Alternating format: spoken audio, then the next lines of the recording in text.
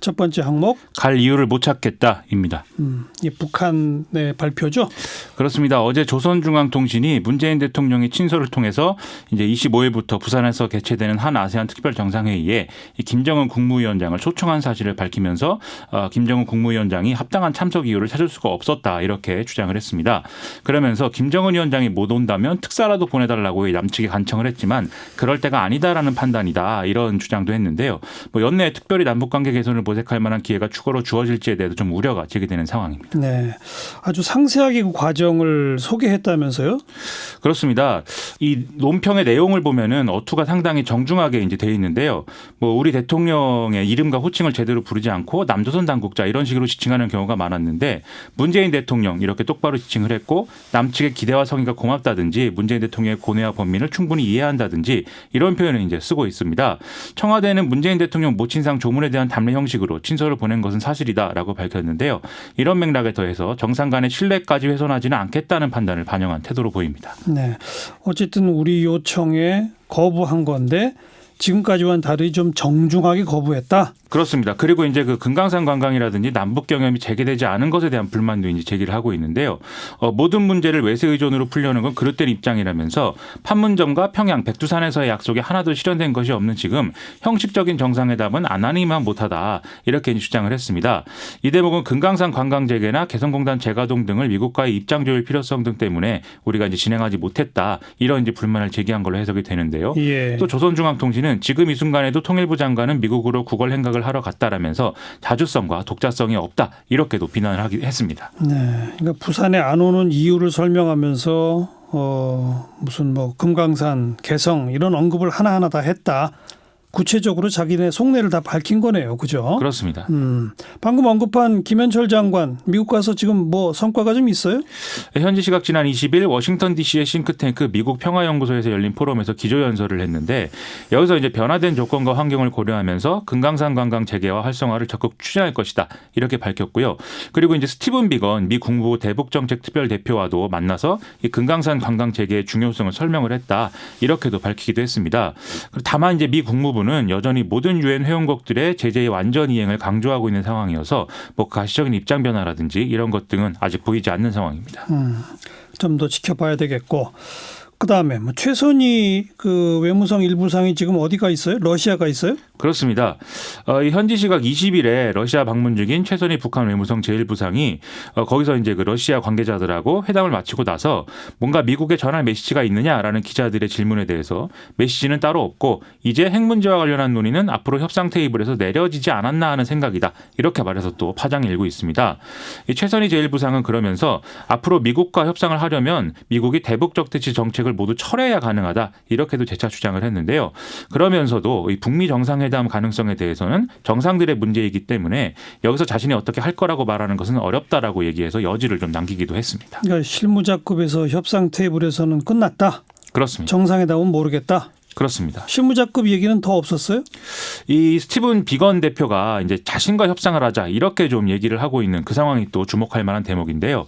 지금 스티븐 비건 대표는 현재 이제 미 국무부 부장관 후보로 지명이 되어 있는 상황입니다. 이 현지 시각 20일 미 상원 외교위 인준청문회에 출석을 해서 그동안 북한 실무협상팀의 권한이 없어서 협상이 진전되지 못했다 이런 취지의 주장을 했는데요. 그러면서 북한에서 나와 협상할 상대는 최선희 제1부상이다 이렇게 주장을 한 겁니다. 예. 기존에 이제 김명길 북한 외무성 순회대사보다 이제 상대의 체급을 좀 올려야 된다 이렇게 요구를 한 건데요. 북한은 과거부터도 이런 협상의 급을 맞추는 문제에 굉장히 예민했는데 지금 스티븐 비건 대표가 국무부 부장관으로 이제 한 단계 올라가는 그런 상황이 벌어지면 미국으로서는 이런 요구에 대해서 나름대로 명분을 갖게 되는 셈이 됩니다. 어떻게 되는 거예요? 그러면 연내 실무 협상이 없이 정상회담? 그것도 안 되는 거 아니에요? 그렇죠. 그래서인지 협상 시한에 대해서 이 스티븐 비건 대표가 연말 데드라인이라는 건 북한이 인위적으로 스스로 설정한 것이다. 우리들은 이 데드라인을 갖고 있지 않고 자신이 부장관이 돼도 북한 관련 직무는 수행할 것이다. 이렇게 얘기를 했는데요. 그러면서 또 스티븐 비건 대표는 북한이 다시 도발적 조치를 재개하는 것은 거대한 실수가 될 수 있다. 이런 경고를 하기도 했습니다. 그래서 종합해 보면 내년 초에라도 이제 이 북미 간의 해결의 실마리를 좀 마련을 하는 그런 상황이 될 수도 있고 아니면 이제 교착 국면의 장기화가 되는 것인데 저는 이제 좀 걱정스러운 시선으로 볼 수밖에 없는 상황인 것 같습니다. 좋은 소식은 없네요. 아직까지는. 그런 상황입니다. 시사비키 두 번째 항목은요. 교육의 신뢰를 무너뜨린 죄입니다. 그 시험지 유출 건이죠. 그렇습니다. 오늘 시험 유출 사건으로 기소된 전직 숙명여고 교무부장 현모 씨에 대한 항소심 재판에서 징역 3년이 선고됐습니다. 교사가 교육 평가에 대한 국민 신뢰를 무너뜨린 범행을 저질렀다라는 게 재판부의 판단인데요.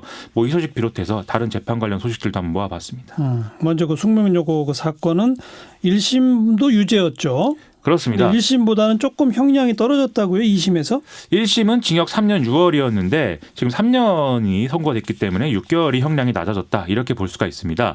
하지만 어떤 사실 판단들이 달라졌다기보다는 1심 선고 형량이 상대적으로 무겁다라는 판단을 한 것으로 보이는데요. 재판부는 이 사건 범행이 우발적으로 시작이 된 거고 재판이 시작된 이후에 처가 혼자 세 자녀와 고령의 노모를 부양하고 있고 또 두 딸도 공소 제기돼서 형사 재판을 받고 있다는 점을 참작해서 양형을 조정했다. 이렇게 밝히고 있습니다. 네. 사실관계에 대해서는 1심하고 똑같은 판단이겠죠? 뭐예요? 그렇습니다. 항소심 재판부는 시험 유출이 의심되는 기간에 이 현모 씨의 두 딸과 나머지 학생들 간의 성적 변화의 차이가 크다 이렇게 판단을 했는데요. 인문계열과 자연계열에서 각각 1등을 차지한 현모 씨의 두 딸과 당시 2등을 한 학생들의 성적 차이가 2등과 5등의 성적 차이보다도 현격히 컸다 이런 거였습니다. 하지만 노력하면 짧은 시간에도 성적 급상승할 수 있다. 그렇게 반론을 펴왔잖아요. 그렇죠. 이걸 검증하기 위해서 재판부가 서울 대치동, 목동, 중계동에 위치한 10여 개의 여고를 대상으로 사실조회를 진행을 했다고 밝혔습니다. 근데 2015년부터 2017년까지 10개 학교 입학생 중에 이렇게 비슷한 사례는 단 한 건 발견이 됐는데 이것도 1등을 한 건 아니고 2등을 한 사례라고 하거든요. 재판부는 하물며 쌍둥이가 같은 기간에 이렇게 똑같이 성적 향상을 이룬다는 것은 지극히 이례적인 사례로 볼 수밖에 없기 때문에 실력 외의 외부적 요인이 있다는 게 경험칙상 합리적 추론이다. 그렇게 봤다라고 밝혔습니다. 예. 또 현모 씨의 두 딸이 내신 성적에 비해서 수학학원 레벨 테스트에서는 좋은 성적을 거두지 못했고 또 메모장에 따로 적어놓은 내용들이 정답을 표시한 걸로 보인다는 등 많은 부분의 간접 사실이 증거에 의해 다 입증된다고 판단했다. 이렇게도 밝혔습니다. 네. 또 다른 무슨 재판 소식 아까 한다고 그랬죠? 뭐죠? 이재용 삼성전자 부회장이 파기환송심 두 번째 공판에 이제 갔는데요. 예. 기자들이 특히 지난번 재판에서 판사가 사회적 역할에 대해서 당부를 했는데 여기에 대해서 어떤 생각을 갖고 있는지 또 준비된 답변이 있는지 이런 것들을 물어봤는데 예. 별 답변도 없이 그냥 곧바로 법정으로 들어가는 그런 모습 보였습니다. 여전히 혐의는 부인하고 있는 건가요? 그렇습니다. 이재용 부회장은 정유라 씨에 대한 승마 지원이라든지 이렇게 뇌물로 돼 있는 것들은 자발적으로 이렇게 한 것이 아니라 박근혜 전 대통령의 어떤 질책을 거부할 수 없었기 때문이다. 이 논리를 계속 펴고 있는데요. 반면 이제 특검 측은 이재용 부회장의 이제 승계 작업 관련 사실을 추가로 증명하기 위해서 삼성 바이오로직스 검찰 수사 과정을 입증 자료로 제출하겠다. 이렇게 주장을 하고 있는 상황입니다. 그래서 삼성 관련 수사 전반이라든지 국정농단 재판에도 영향을 미칠 수 있는 그런 상황이기 때문에 앞으로 좀 주목을 할 필요가 있겠습니다. 여기까지 수고하셨어요. 고맙습니다. 김민아 기자였어요.